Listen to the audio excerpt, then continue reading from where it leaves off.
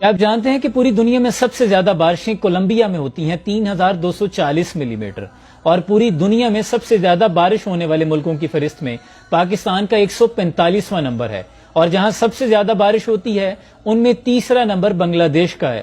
لیکن آپ نے کبھی سنا کہ بنگلہ دیش سیلاب میں بہہ گیا؟ یا یورپی ممالک دیکھ لیں جہاں سارا سال بارش ہوتی ہے کہ وہ ملک سیلاب کی نظر ہو گئے۔ یہ قدرتی آفت کا چورن صرف اور صرف پاکستان میں بکتا ہے۔ کیا یہ مصیبتیں، یہ آزمائشیں، قدرتی آفات صرف غریبوں کی جھونپڑیاں، ان کے گھر، مویشی اور کاروبار تباہ کرنے کے لیے ہے؟ کیا یہ آفت ان تمام محلات اور جو ان میں بیٹھے ہیں وہ تمام صاحبان، حاجی صاحبان ہیں؟ ایسا نہیں ہے۔ جان بوجھ کر اس عوام کو شعور نہیں دیا جاتا، یہ آپ کے حق پر، آپ کی عزتوں، آپ کی جانوں پر سودا کیا جاتا ہے، اس کا فائدہ اٹھایا جاتا ہے۔ جان بوجھ کر ڈیم نہیں بنائے جاتے کہ آپ کو ایک خوشحال زندگی مل جائے گی، سستی بجلی ملنے لگے گی، آپ کے کاروبار پروان چڑھنے لگیں گے، اور نتیجہ کیا ہوگا؟ شعور۔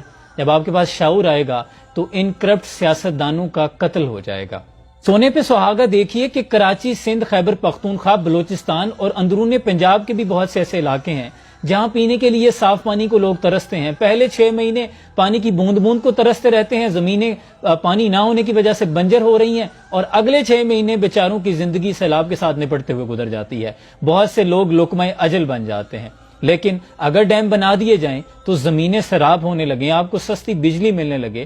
دراصل ارباب اختیار نہیں چاہتے، وہ آپ کو پہلے مہنگی گندم کھلائیں گے، اس میں سے منافع کمائیں گے، پھر آپ کو مہنگی بجلی دیں گے، اس میں سے پیسے بچائیں گے، پھر آپ جب سیلاب آئے گا تو بہہ جائیں گے۔ اگر معجزاتی طور پہ آپ بچ گئے تو پھر اس کے بعد آپ کو آپ کی جو لاشیں ہوں گی ان پہ پھر سیاست کریں گے، پھر اس کے بعد باہر سے امداد لیں گے، اس میں سے پھر لاکھوں کی کیک بیکس لیں گے۔ نثار تیری گلیوں پہ اے وطن جہاں چلی ہے رسم کہ کوئی نہ سر اٹھا کے چلے، جو کوئی چاہنے والا طواف کو نکلے نظر چرا کے چلے، جسم و جاں بچا کے چلے۔ اللہ کریم ہماری عوام کو شعور عطا کرے۔ سلام پہنچے۔